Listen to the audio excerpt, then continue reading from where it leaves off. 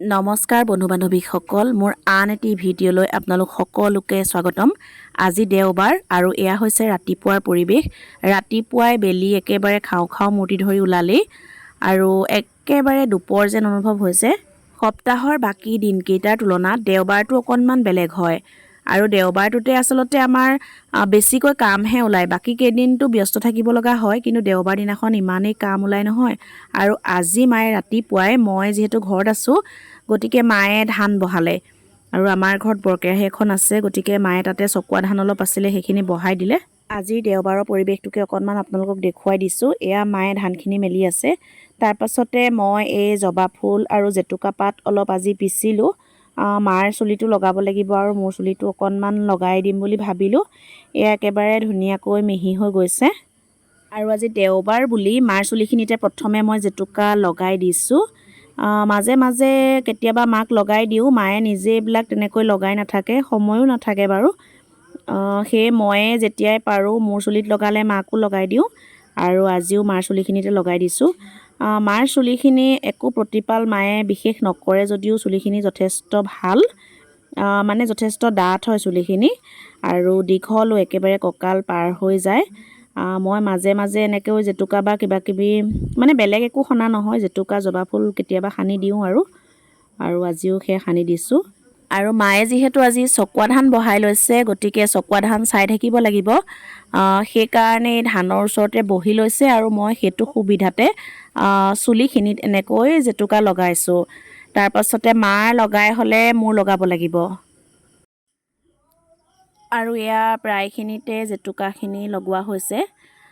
পৰি নাযাবৰ বাবে মই জবা ফুল দি দিছোঁ। জবা ফুলবিলাকে ধৰি ৰাখে ধুনীয়াকৈ। হৈছেগৈ আৰু অকণমান আছে। মাৰ হোৱাৰ পাছত মই জেতুকাখিনি নিজে লগাই ল'ম।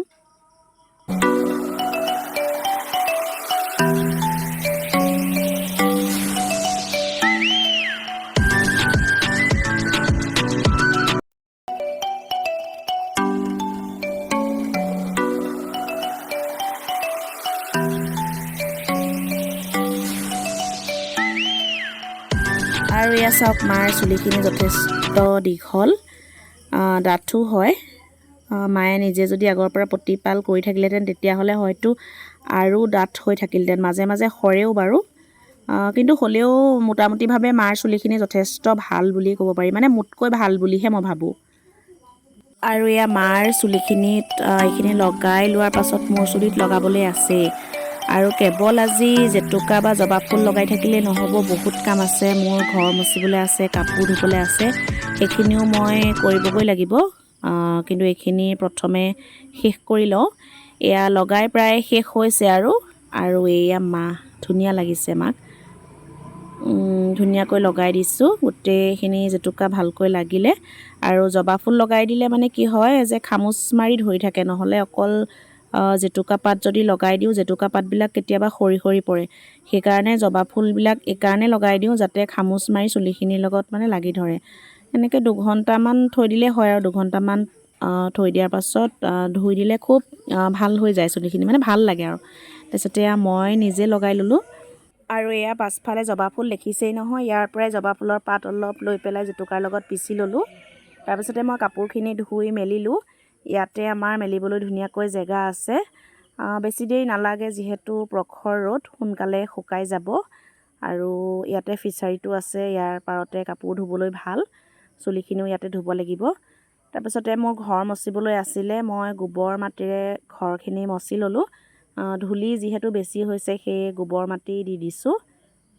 তাৰপাছতে আমাৰ ইয়াত টুকটুক অৰ্থাৎ কপৌ পোৱালিটো আহিলে আৰু ইয়াৰ মাকহঁতক ময়ে ডাঙৰ কৰিছিলোঁ, গছৰ পৰা পৰিছিলে আৰু এয়া চাউল খাইছে। প্ৰায়খিনি কামেই মোৰ হ'ল। তাৰপিছতে চোতাল ঘৰ সাৰি মেলি গাটো ধুই ল'লোঁ। আৰু এয়া যে দেখিছে আমাৰ পদূলিৰ সোণাৰ জোপা, এতিয়া কিন্তু একেবাৰে আবেলি হৈছে, এতিয়াও কিন্তু ৰ'দ দি পেলাই একেবাৰে দুপৰ নিচিনা হৈ আছে দেই। সন্ধিয়াটো নামি আহিলে আৰু দেউতাই সদায় যেনেকৈ চাকি জ্বলাই আজিও চাকি জ্বলালে। আৰু দেউতাই ঘৰত চাকি জ্বলাই আমাৰ ৰাজহুৱা নামঘৰত চাকি জ্বলাবলৈ যাব। তাৰপিছতে ময়ো প্ৰাৰ্থনা কৰিবলৈ বুলি গোঁসাই ঘৰত সোমালোঁ। এইটো আমাৰ ঘৰৰ গোঁসাই ঘৰ। মই গোঁসাই ঘৰ ভাগো আকৌ আপোনালোকক দেখুৱাইছোঁ। তাৰপাছতে আমাৰ বেল এজোপা আছে, বেলগছৰ গুৰিতো চাকি জ্বলোৱা হয়। আৰু বেলগছৰ গুৰি চাকি গছো মই আপোনালোকক দেখুৱাইছোঁ এয়া। আজিলৈ ইমানেই। মই আমাৰ ঘৰৰ দেওবাৰৰ পৰিৱেশটোকে অকণমান দেখুওৱাৰ প্ৰয়াস কৰিলোঁ। নতুন এটা ভিডিঅ'ত পুনৰ লগ পাম। আজিলৈ সামৰিছোঁ। আপোনালোক সকলোকে ধন্যবাদ জনালোঁ।